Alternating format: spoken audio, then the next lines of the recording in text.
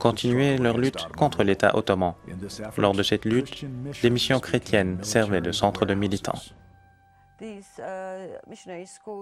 Ces écoles de missionnaires avaient commencé à servir de citadelle pour les Arméniens. Ils pouvaient, dans ces écoles, cacher les armes et munitions et recevaient des ordres des leaders du comité de la Révolution par l'entremise de ces écoles.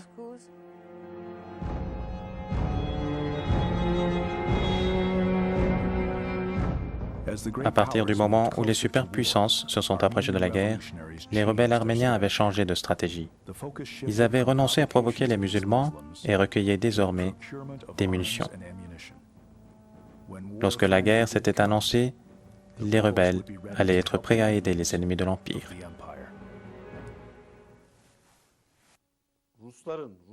Nous avons plusieurs documents et informations sur le rôle des Russes, c'est-à-dire de la Russie, de la France et de l'Angleterre, sur la révolution arménienne. Pour ce qui est du rôle dans l'organisation et l'armement des pelotons arméniens, ils les ont autorisés à faire la guerre contre l'armée ottomane et ont assuré la formation des brigades de bénévoles arméniens. Des changements radicaux sont survenus dans l'ordre politique ottoman en 1908. Le Comité de l'Union et du Progrès, étant une coalition des politiciens réformistes et leaders militaires, a destitué le sultan le 23 juillet. La constitution de l'Empire en suspens depuis 1876 et son assemblée ont regagné leur position initiale. Le peuple ottoman pouvait à nouveau participer aux élections conduites par une monarchie constitutionnelle. L'Assemblée a divulgué les lois pour des réformes politiques, sociales et économiques. Même le parti d'Ashnak était d'accord pour coopérer avec ce nouveau gouvernement. Peut-être que l'autonomie politique pouvait être obtenue sans recourir à la terreur. Mais lorsque les guerres balkaniques ont éclaté en octobre 1912, les mouvements réformistes ont été omis. La Grèce, la Serbie et la Bulgarie ont lancé une offensive contre l'Empire ottoman, occupant ces terres en Europe. Des milliers de musulmans ont soit été massacrés, soit chassés de l'Europe du Sud lorsque les armées balkaniques avançaient. Une grande armée de réfugiés a afflué vers l'Empire, fuyant la scène de la guerre. Comme un terrible début de la Première Guerre mondiale, les Balkans ont été divisés au terme de cette offensive, la famine et le massacre.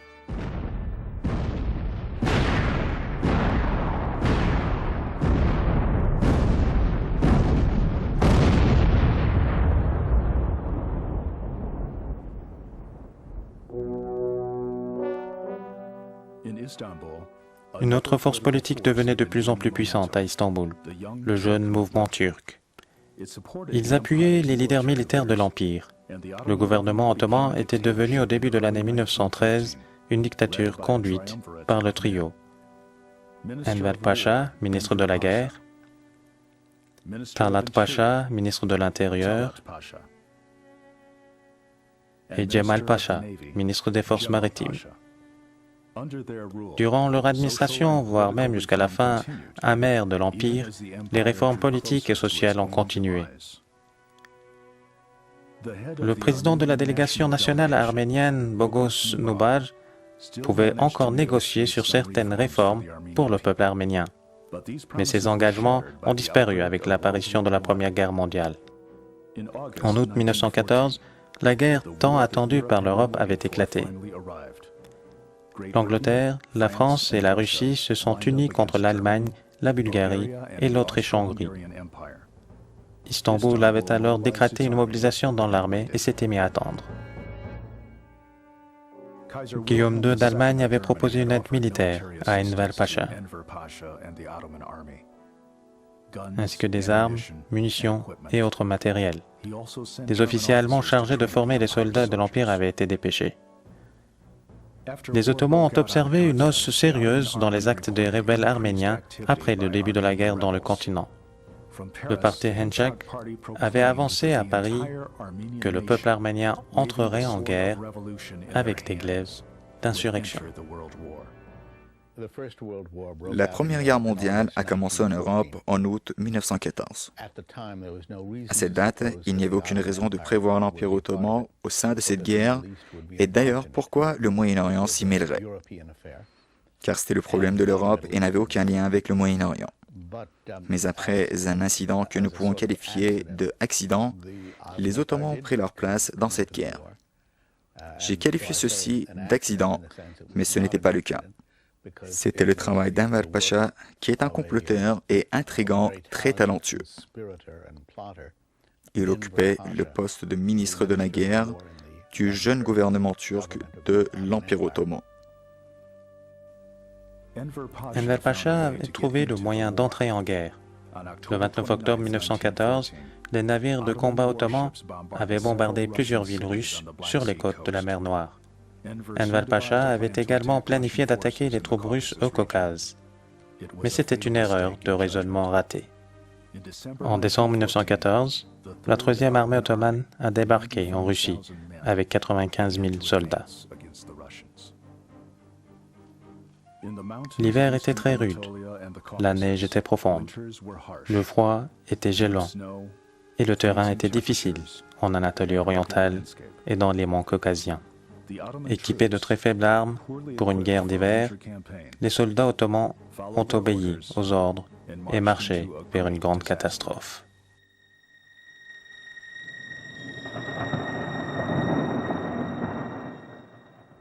Les soldats ottomans ont lutté dans une grande guerre à Sarkamush, un coin isolé de l'Empire.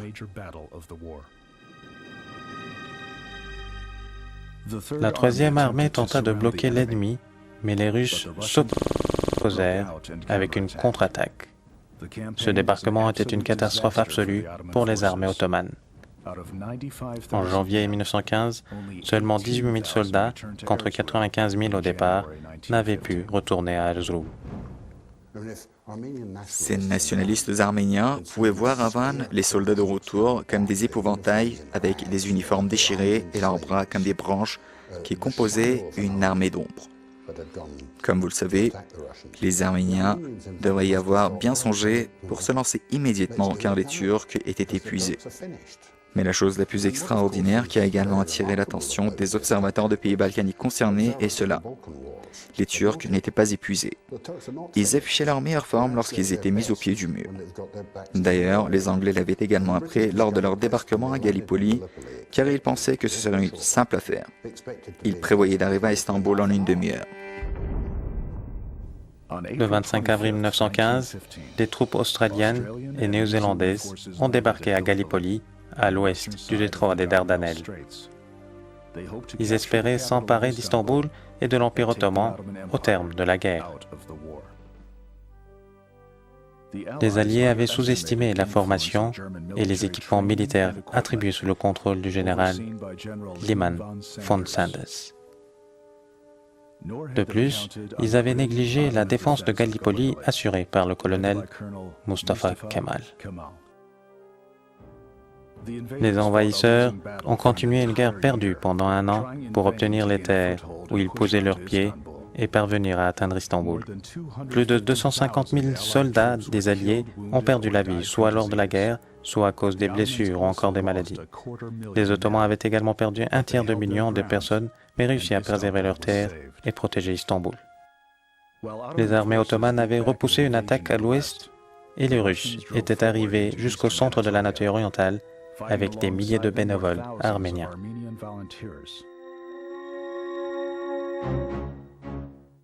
Les envahisseurs avaient intensifié leurs attaques à Van. Ils voulaient en faire de cette ville la capitale de leur nouvel État.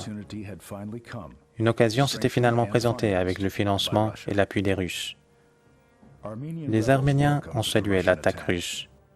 Selon l'historien Louis Nalbandian, le comité révolutionnaire arménien avait valorisé l'époque où l'Empire ottoman était en pleine guerre comme le meilleur moment pour une révolte.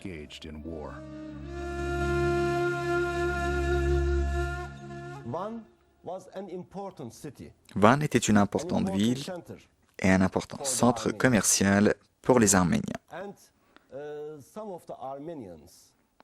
Certains Arméniens avaient planifié de fonder un État en Anatolie orientale au sein de l'Empire ottoman sous l'hégémonie et le mandat des Russes. Van allait être la capitale de cet État. Les Arméniens avaient assuré le contrôle dans la majeure partie de la ville.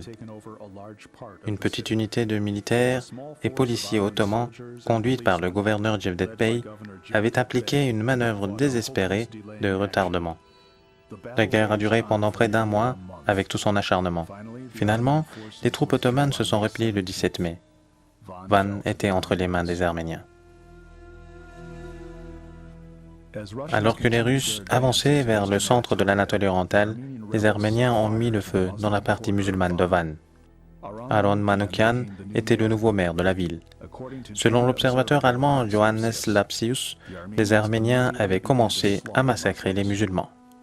Lorsque les Russes étaient arrivés à Van le 19 mai, ils étaient horrifiés de voir les rues pleines de cadavres d'hommes, de femmes et d'enfants musulmans massacrés par les rebelles arméniens.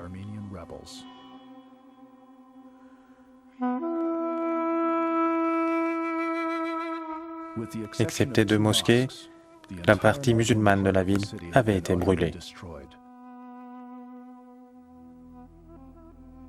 Avec l'appui des bénévoles arméniens, les Russes ont avancé contre une résistance minime en printemps 1915. L'armée ottomane s'était retirée entièrement face aux Russes, ne pouvant plus protéger le peuple contre les attaques arméniennes. Les Arméniens locaux ont massacré les musulmans locaux. 5 brigades arméniennes s'étaient déplacées à la frontière et avaient commencé à massacrer tous les musulmans. Il y avait une amère pensée de génocide. Comme vous le savez, si vous effrayez les gens et annihilez les villages, tout le monde aura peur de tout ce qu'il y a autour et fuira. C'est cette théorie qui était à la cause de tout cela. «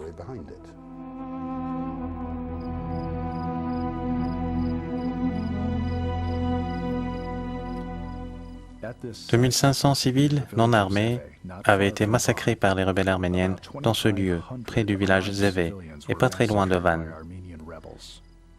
Ils avaient été conduits ici et massacrés avec des pistolets et fusils automatiques.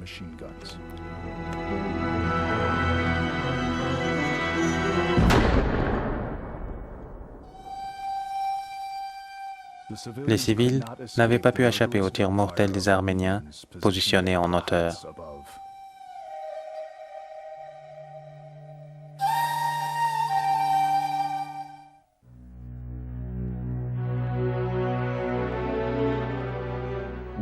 Malgré les rebelles qui manifestent une insurrection ouverte tout au long de l'Anatolie orientale, le gouvernement ottoman a décidé d'installer près d'un tiers des Arméniens en dehors des zones de guerre.